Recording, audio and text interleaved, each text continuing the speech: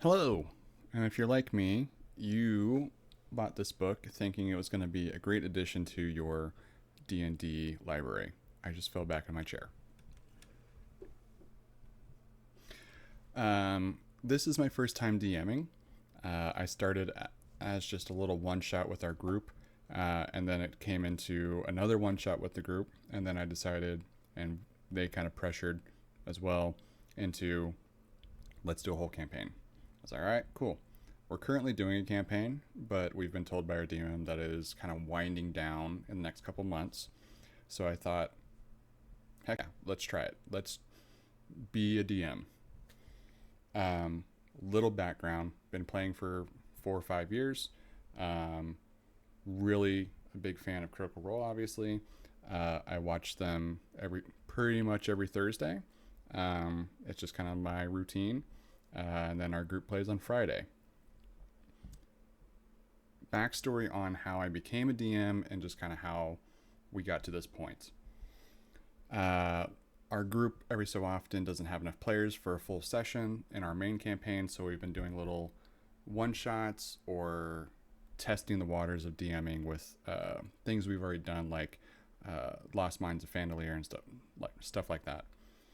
I developed a one shot called "The King is Dead." Flying City adventurers got to go and investigate a death of King Amir during the coronation of his son to take over the mantle of king for this flying magical city. Very inspired by Critical Role, Calamity, the flying cities of Aor, Navalier, and stuff like that. Cool. Did a one shot. Right after the session. We're going to do more of that. I'd really want to explore more of that. Crap. Okay. Cool. What can we do now? Found the one shot Eldritch Eye. I thought was a nice little one shot thing that I could boost up to level 10 because the characters were already level 10. And it kind of planted the seeds of, in my mind, well, if we do a campaign, I have been eyeballing this book for a long time. I don't know why, but the idea, I guess on paper, as a lot of other people on the internet have surmised, of going from 10 to 20 and like a multiversal Infinity War Endgame style book sounds like a fantastic time. So I was like, all right, if I'm going to do it, I should probably run a module and not like make my own stuff up and just kind of run it out of the seat of my pants. So I was like, all right, we'll get this and we'll start seeing what needs to be done. I quickly changed it to Vecna Eve of Ruin to my own campaign of not Vecna, Eve of Vecna. I feel like this is a little bit more menacing, and it's also just more like, hey, he's coming. It's on you guys. So in the Eldritch Eye, you run through the city. The only differences I made in this one shot were it happened on my city of Nimbus, the flying city, kind of like a trade city, kind of a mix between like a flying merchant, like airship, and like a giant city, kind of like Avalier, but just for trade. So they're flying around, kind of mainly on the Sword Coast to like Neverwinter, Baldur's Gate, stuff like that. The only real change I made was level 10, and in Nimbus, the party is introduced to Mordenkainen and Illustrial. I bypassed / mixed the first chapter of this in Neverwinter with the Eldritch Eye a little bit. Mainly due to we were already on Nimbus. Let's just keep it here. The group is kind of from Neverwinter, so it would have made sense to go back, but they kind of really wanted to explore Nimbus more, so I kind of tested myself and see how much I could create of a city on my own. And now we're in Sigil, and now it just feels like, oh. So anyway, pretty much Eldritch Eye runs as it is written. They find somebody in the street after doing some patrolling after the king is killed, and oh, I guess I should mention. Mordecai and Illustrial are already in Nimbus, as opposed to in Vecna, the book, where they bring them into Sigil. They're used in my world as kind of curators and advisors to kings and royalty. This being a coronation, they came to help out the young next king Keon to kind of plan ahead and see what he wants to do and changes he might want to make. Obviously, it's also tragic. His father is killed. So in my Nimbus one shot, the king is killed by an assassin. They chase throughout the city. They find the assassin. They have the option to bring her back home or to the castle or kill her. The party decided to capture her and take her back to the son of the king that is supposed to be coronated, King Keon. His father, King Ember, was killed. The assassin is put in the jail cell, and that was supposed to be it. Huzzah. Cut to, hey, you want to run another one shot? Okay, we can do this. Eldritch Eye happens. Much the same, except we open on that same scene from Nimbus. We tied it right in. Mordecai and Illustrial appear because they are advisors to royalty in this setting. I felt like this made a little bit more sense, especially just having to tie something in to two one-shots and then going into a book. We tried. So they're helping out with Keon, making decisions and seeing how he wants to rule and consoling him for the death of his father. They question the assassin and, with the help of the party, deduce that this assassin has a tattoo on her hand of the cult of Vecna. Okay, so the cult is in Nimbus. Great. Lovely. Insert Eldritch Eye. Much the same how it's written as how it goes. They go on patrol. They find somebody. They go down into the sewers of Nimbus instead of Neverwinter and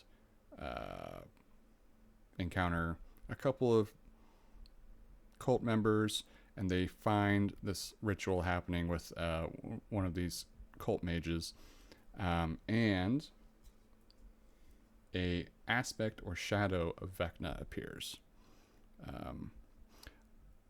I just happened to use a death claw, and I painted it as such where I wanted to give the impression that it was corporeal in a sense. It wasn't fully there, kind of like a shadowy aspect of Vecna. Vecna is not completely reformed yet.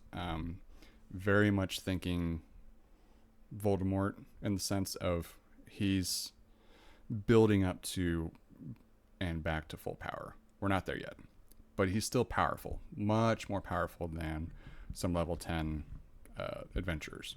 So he kind of flexes on them, almost killed one of them. The party runs back to the castle. Illustrial and Mordecai are kind of perplexed and are like, oh shit, this is like way serious than we thought it was going to be. In that battle with the aspect of Vecna, they pick up a shard of obsidian stone glass that was in the ritual space. They take it back to the castle. Nimbus being a floating city of trade, they've picked up odds and ends, all over Faerun. One of the places that they store these in is this giant library, kind of a mausoleum or a showroom of things. Think Odin's weapons locker, where there's just things there, might be real, might not be real, of artifacts and whatnot. One of these artifacts is a giant obelisk, probably like 30 foot tall, with pieces of it orbiting around the top of the spire. I stole this concept from Jordan. The PH is silent. I really, we haven't as a group ran a bunch of modules and adventure books in 5th edition. We're all like loosely aware of the lore. I think I'm much more the lore nerd in terms of like looking up like the gods and like the different realms and stuff like that. In our current campaign, it's very much been like a little module, and then we homebrewed a lot of it, or our DM did, and we've kind of been going there for a while.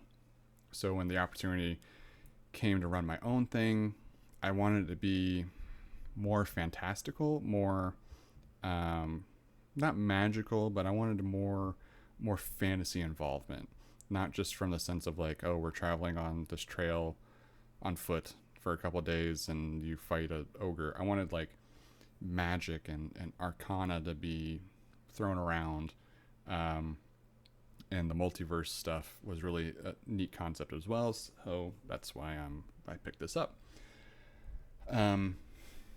This is where the characters get their first vision of what might be happening with Vecna.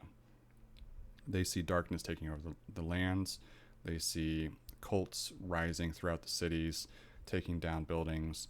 They see a giant like throne of skulls and black stone erected, and Vecna sitting on top, gleaming out of his eye that isn't there quite yet. Just complete chaos. Think like the Lord of the Rings when Sauron's looking at things, just flashes of these things. They also get a glimpse of his plans. So very much Harry Potter and Voldemort. They're linked because of their fight in the Eldritch Eye one-shot. The link gives them an idea of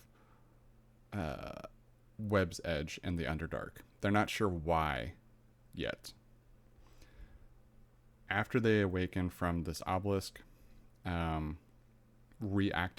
in a sense, or reassembling itself, Mordekainen and Alestriel kind of deduce that, okay, we need to check these guys out, but we can't really do it here without prying eyes just in case. So Alestriel uses a little key, just puts it in an empty space in this library. This is how they got into Nimbus in the first place. It's essentially a portal that's to Sigil deduced that, okay, we need to figure out what's going on, and quickly. After they've been told that Vecna reappeared by this party of lowly level 10s. They are taken to Sigil and run down the history of things. So in my canon for this, the last known situation of Vecna, besides Die Vecna Die and him destroying the 8 wizards, or the Council of 8, I think that's right. I might be wrong. Don't flame me in the comments. Is the Battle of the Whispered One in Vox Machina. I'm making Exandria canon because it's a multiversal event. It makes sense that at some point in time, word would have gotten out throughout the multiverse that Vecna tried to come back. This group of heroes stopped him. That's all we know. They bring in Tasha, much like they do in this. She's not Igvil. She is Tasha. Sorry, I had to burp. So they bring in Tasha as well. Tasha will help kind of talk about timey-wimey things, kind of deduce like, okay, yeah, I'll help you, but like I need some assurances, and I also need to get some things done on my end of things. Mordekainen is there because he was part of the Council of 8, and he knows how bad it can get. Alestriel is there, kind of not propped up, but she is obviously on the side of good. The Lady of Pain is kind of turning a blind eye in a sense, having the sanctuary in sigil. Um, I've heard it both ways from Dungeons and Dragons, like on their videos. So now I'm just confused. I just call it sigil. Don't kill me. Alestriel is obviously in sigil. The Lady of Pain in this, I think, would be turning a blind eye, but also not a bad thing, not a good thing. She can't physically intervene in this situation. She and the Vecna die module are canon, so like she expunged Vecna once. She knows how bad it can get, but she can't physically get involved with it this time. So she's kind of helping and nudging Alestriel in the Sanctum and letting that be our home away from home and our home base for a while. So the Wizards 3 immediately are like, all right, well, we got to just do the swish spell, and hopefully it works that we unmake Vecna before he gets too much power. Unbeknownst to them, this aspect shadow of Vecna goes back to the Shadowfell, back to the Shadow Dark, and goes to Asarak's tomb. Asarak in the fall, making this canon for the world to make it make sense, because Vecna would want his artifacts back. Obviously his eye and his hand, but also his book of Vile Darkness. He goes to Asarak's tomb. He entrusted Azarak before he fell. He was supposed to take over, for Vecna in a sense. That's what it was theorized, that, once Vecna fell, Azarak would probably step up and do it. Obviously, he got sidetracked with all the other stuff that Azarak does. Vecna gets his book of Vile Darkness. He starts reconstituting himself back to a physical, non-corporeal form, to be back on the material plane as his lich self. That, him having the book, buffers him from that wish spell. I haven't worked out how, but for the sake of the story, him getting the book, he puts, a buff on him to expend himself and be protected in a sense. The wish spell doesn't go according to plan, much like it does in the book, but it wraps the party in arcana. They start floating in a magical moment, and they appear in the circle of the three wizards, and the wizards are like, oh shit, okay, this is our answer. To unmake Vecna, you guys have to do it, because you are linked to Vecna. We have to put our trust in you. The weave and the world wills it so.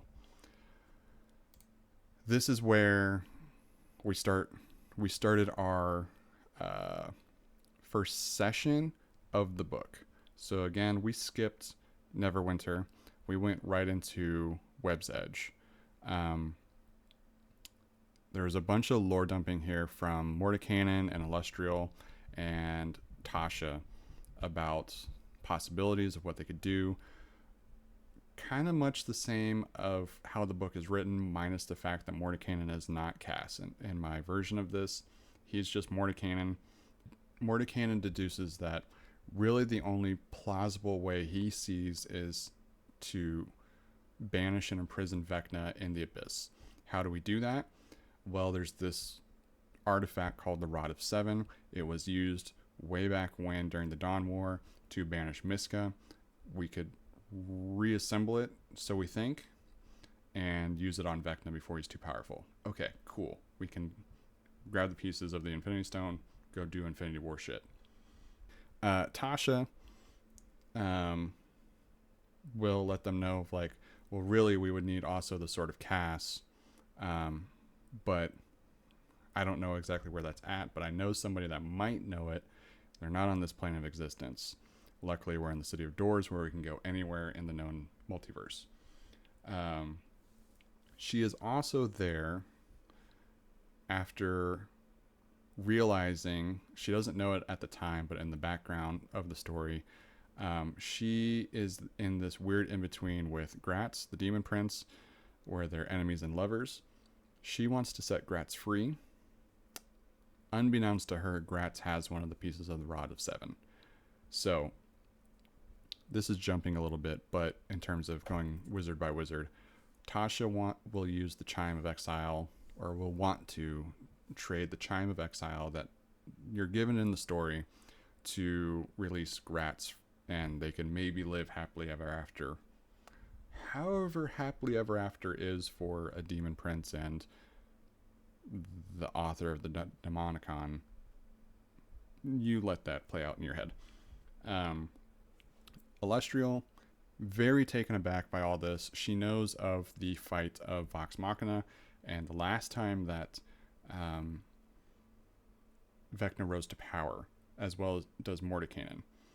She kind of starts not praying, but petitioning Mystra to see, are you guys going to step in if this gets too big and too out of hand? Mystra just doesn't really give her much other than what's going to pass will pass. Great. She'll also be our connection to the Lady of Pain, as well as, I'm going to write it later on, but the Raven Queen.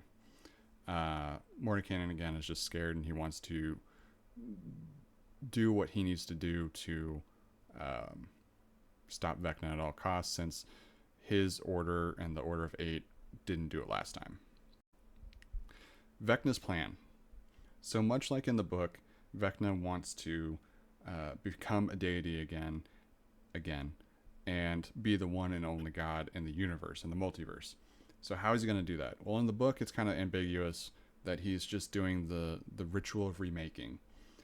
So in my version of this, the obelisks that have been pointed out in a lot of the 5e, 5th edition of the books, have been kind of scattered around the Forgotten Realms, make a lot of sense as to using those to do the reset point with the Weavers that has been hinted at, and it felt like, I'm going off of what everybody else has said online, that this should have been that culmination event where we would have had to have been like attuning or doing something with those obelisks the entire time to get to this point in the storyline in terms of 5th edition. So I'm ripping this from Jordan, because Jordan PH is silent, because it's a great idea, and it also kind of ties in with Critical Role and Exandria stuff with Calamity. In Calamity on Avalier, there's the tree that is writing this spell across Exandria. And that pin is going to be the obelisk in Nimbus that has been flying around. Unbeknownst to them, it's just been doing its own thing, and it's been dormant until that shard reconstituted itself onto it. So now it's been activated, and it's writing a arcane magic insert quote of magic stuff here. So the obelisks are going to be part of Vecna's plan, to use them as the reset point to funnel his power with the ritual of remaking to reconstitute the universe to be his own liking and his own image, and him on top. He also needs to be a deity at some point. Can't just like do this and say he's a deity. The gods of the multiverse would probably be a little bit too keen to this, I feel like. Otherwise, we're just playing dumb, and the gods are just kind of like not doing anything, which, I mean, is kind of par for the course for the gods. But they would be a little bit worrisome about this, I feel like. Otherwise, they're just playing dumb, and they're like, well, shit happens. That's weird. That's a little weird in my interpretation. So, much like Calamity and what happened to set all the Calamity off, but also in the snippets of there, we get a little tidbit about the mage that took the Raven Queen's spot, that that usurped a god and is now the goddess of death, was human, attained godhood. Vecna will be using that same ritual to imprison the Raven Queen with the Rod of Seven and I wrote it down, dimensional shackles. He will then trap the Raven Queen, take her power, and then do the ritual of remaking to fully make sure that he is the last god. Make sense? Super evil. I feel like that's a way better way to tie in things, especially me tying in the Exandria stuff, him having a history with the Raven Queen and hating her, and he gets reconstituted. He wouldn't kind of just like look the other direction. He would want to redo his or restart his evil plans and shenanigans. He would want to, hey, I got taken out last time. I am taking out the Raven Queen. I am taking all of Faerun out. I'm taking Exandria out. This is endgame. I am taking everything with me. That feels like it makes sense in my mind. Agree or disagree? I know he's a very, very, very powerful lich. He's the most powerful, wizard that ever walked. But I feel like you would still need that extra bump. You would, even if you were getting to that extra bump, I feel like the gods would be keyed in enough to the ongoings of Faerun, at least, to know that like things are happening that they should maybe check in on, you know? So that's where we're getting our connection with like Alestriel and Mistra and the Raven Queen. So yeah, that's Vecna's plan. Still very much the bones of this, but I added in a little bit more because we're going to be also traveling to Exandria. So there's also that big connection with Exandria and Vox Machina and Mighty Nine with the Raven Queen. She's a constant, and I very much enjoy her being kind of that one that bucks against the other gods. So that's kind of Vecna's plan. That's how I've kind of started with this thing. This is going to be my first campaign. I've kind of written out the beats, obviously nail more things down as we get there, as we get closer to there. So changing the locations and stuff from Vecna, Eve of Ruin, which in all of my documents, I didn't realize this until I looked at it. All of my documents that I've written down are Eve of Vecna. That's what I wrote. So I've now continued to call this Eve of Vecna instead of Eve of Ruin. I feel like it makes more sense, but maybe that's just me.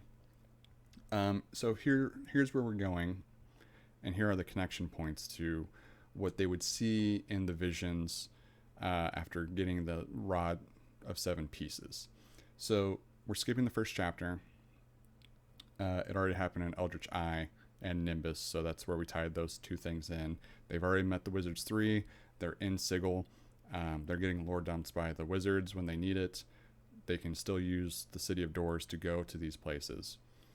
Web's Edge, which is the last session we ran, and they have one piece of the Rod of Seven. They also saw Cass there.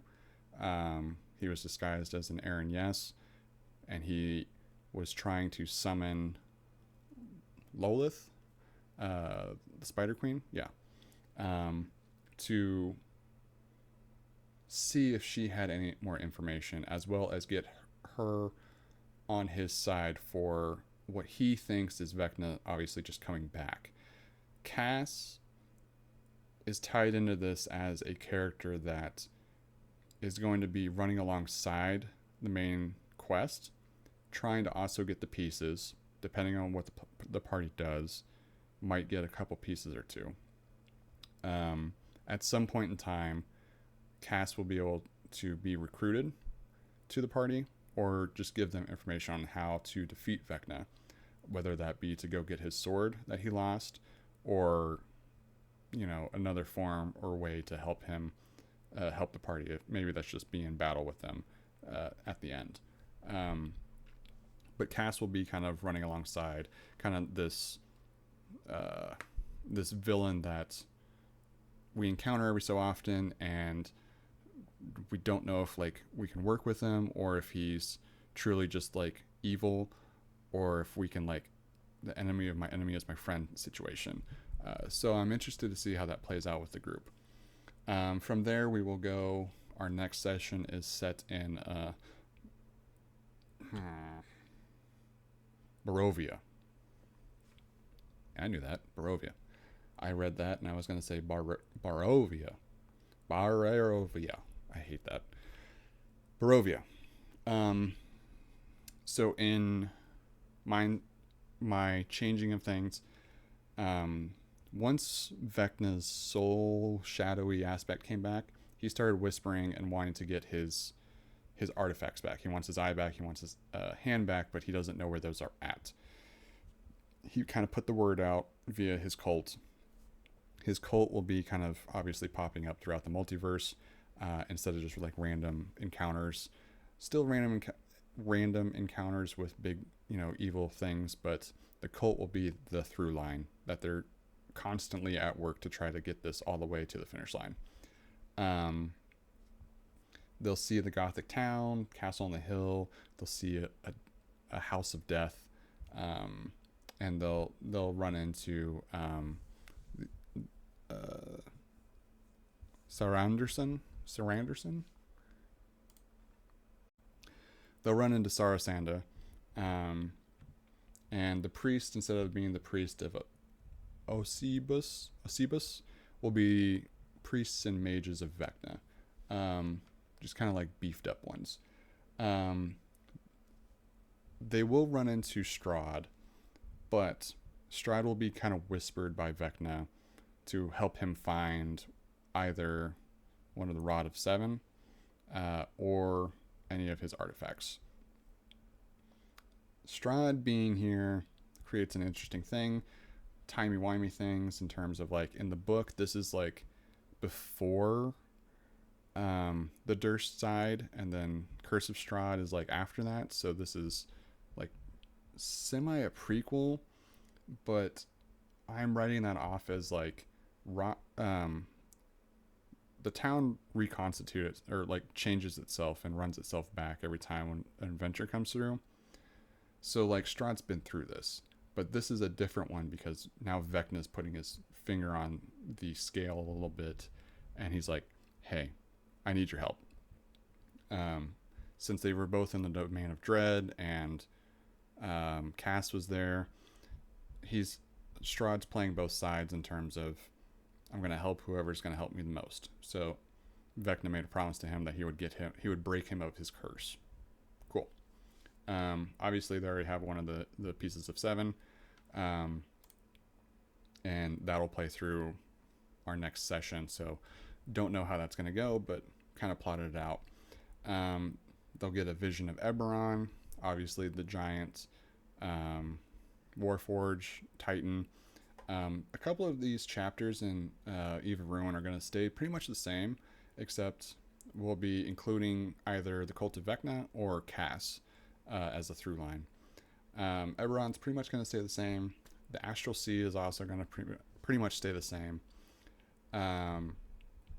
The only real changes I'm changing are, instead of the Kryn setting, because I personally do not know a lot about Kryn and Dragonlance stuff.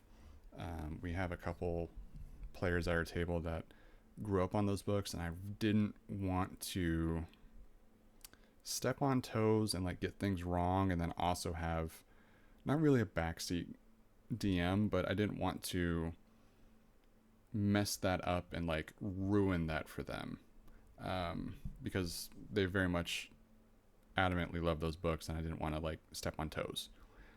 So instead of the Kryn settings, that's where our divergence will happen, and Tasha will say, hey, I know this wizard who is into timey-wimey things. Maybe he can help us. They'll get a vision of at some point. Once they start collecting more pieces, visions become clearer from the obelisk, as well as the rod will still like point them in a direction. and Illustrial will be helping them with determining where they need to go next. This is where we will go to Aor. So we'll be going to Isocross. There is an obelisk in the Wildmount guide, but it's like up in the mountains of Isocross. I'm going to place that more into the Genesis ward, saying that like maybe Aor had one of these obelisks back in the day and it survived somehow. Or it's broken in a sense. Like it's still there, but it's not what it used to be, just like Aor. So they'll get like the vision of the Genesis ward and B9 and the Immensis Gate, and either Caleb or Essek, or maybe both. Probably not both. They probably wouldn't get much done. Just saying. Probably Caleb will help them out with this expedition. So this is where I'm kind of threading the needle in terms of like timeline and years and stuff. I haven't really messed with it. I didn't want to like put a definite date on things. We don't really play that way at our table anyways. But for this part, I was like, okay, we kind of do have to thread the needle a little bit with Exandria things. So this is going to take place before campaign 3 of Bell's Hell starts, but after a couple years after Mighty 9 ends. So they're strong. They're probably like level 18-ish. Caleb and Essek and stuff. So that's where we're going to kind of plant it, where they're getting ready to deal with Ludinous things, but they don't really, it's not on the forefront of their mind. Caleb won't really know much about the Sword of Caste that Tasha would have told them about, or the rumor of Archon having the hand. They'll know that like it's a rumor that he had it, but they don't know where he went from there. So we'll go to the Cobalt Soul and Rexentrum, and they'll kind of be like, well, we have what you're looking for, but it's not here, it's in Vasselheim. So then we'll go to Vasselheim. So we'll spend a little bit more time in Exandria than the other places. One of the pieces of 7 will be up in Aor, and then the sword is in Vasselheim, where Grog left it with, I had to look it up because I was like, Highbearer Vord, in the Platinum Sanctuary, the Silver Touched. So at the end of Vox Machina, obviously, after using the sword, Grog lets it go after some help from Pike and Scanlan. So they've been looking after the sword, not really having a need for it for a long time, but the Cobalt Soul takes it in, taking artifacts and things like that here at Vasselheim. They'll have to convince them to use it again. Since all the trammels would only work in Exandria and were used already by Vox, this is the next best way to do it with the Rod of 7, but they also would need the Sword of Caste again. So this is where we'll pick that up for us. From there, we'll go back, obviously, to Sigil, debrief everybody, and then the last little bit will probably be Avernus to get the hand, or try to get the hand from Archon the Cruel. He'll be in Avernus. This is also where things will be timey-wimey. It's got to be after Vox Machina, but also he hasn't obviously let Tiamat rise yet, or hasn't unleashed her. So that's where it'll be in the Nine Hells. We'll be in Avernus. They'll see the River Styx and the River of Blood and the giant dragon skull and a flash of Archon and the hand kind of necroting eating away his skin, because that's what it does if it's attached to you. But yeah, so that'll be like the destinations. The Wizards 3 will kind of give them information when they need it. Caleb will as well, obviously. pretty much the book will kind of like play out as normal. We'll change out a couple of those chapters. The whole Lolith and Cass thing, and Cass trying to get Miska, it's kind of going to be in the background of him doing stuff, trying to get it, but they'll meet Cass every so often. And then the main bit is Vecna is pulling the strings from behind the scenes, trying to get the rod to usurp the Raven Queen. Once he usurps the Raven Queen, he can go through with his ritual of remaking, and the multiverse will be his. Also tying it in, I keep like looking at my notes and I'm like, oh yeah, that thing. The obelisk will be in the different realms that we go to. So like the one in Faerun is on Nimbus. Webb's Edge is in the Underdark. Still the same realm, so that's why there's not one there. Barovia will have one in the Shadow, obviously being in the Shadowfell and kind of in one of those domains of dread that Vecna used to be in. It'll be in the dungeon of the Death House. Eberron, still in Faerun, so it's kind of like, or is it? It might not be. Eberron will have one. I can't remember. We haven't gotten that far. Astral Sea, there'll be one floating somewhere. I will just have these obelisks there. In the background, sometimes interactive, but they'll be mentioned in some form or fashion. His idea is to use those as kind of like tuning forks, how best to remake the multiverse than to use Sigil, the center of the multiverse, to remake it. So he'll channel the energy into Sigil, that giant spire, not spider, will be kind of his process and his way to remake things if he gets there, depending on, what the party does. I plan on Vecna also, it's in here a little bit, very rarely, but he pops in and kind of like checks on them.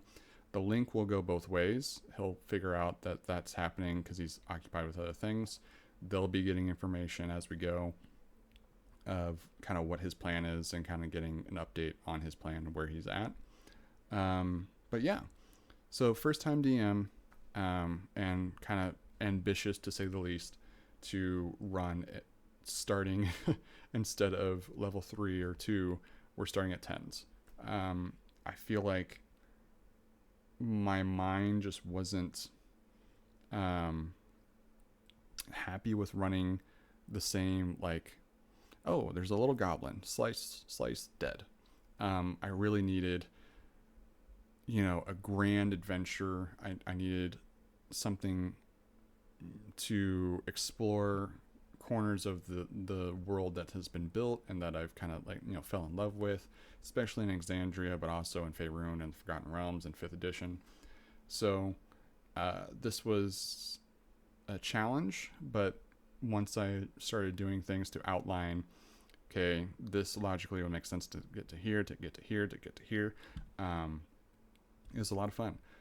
Now I'm excited to run sessions, and we'll go from there. We've already run one session, and so I'll do a video at some point running, kind of explaining how that session went. Granted, it was with only 2 people, but still. Yeah, I hope you guys enjoy this. I hope my fix for Eve of Ruin makes sense to you. Feel free to take it and steal it for your own games at home. In doing research for this book, I saw pretty much everybody online made it their own. So I was like, okay, well, I don't want to just, I'm reading this book. This is what you do. I wanted to make it my own story in a sense, and something that would be fun for the whole table, being fans of Critical Role and fans of, just D&D in general. So yeah, as Matt has said in videos. You know, how are you breaking the world of Exandria? Tell me how. So feel free to use this maybe as a guide. I hope to do more videos as well. You know, breaking down our sessions, talking about D&D and stuff. But I thought this would be a fun introduction to potentially a channel of talking about D&D because I love it so. Obviously, I paint and stuff as well. So we have like this Deathclaw. I'm waiting for like a good Vecna mini to come in. I have Cass coming in, but I also like make my own like. So that's all DIY. Just cardboard underneath, and then yeah. So I've been playing for a number of years, and this is the first time I get to be a DM. So it's really fun, and I wanted to kind of share the experience, but also like see what you guys are doing. So we'll see how it goes, and if you guys like this, let me know, and then I'll continue making stuff.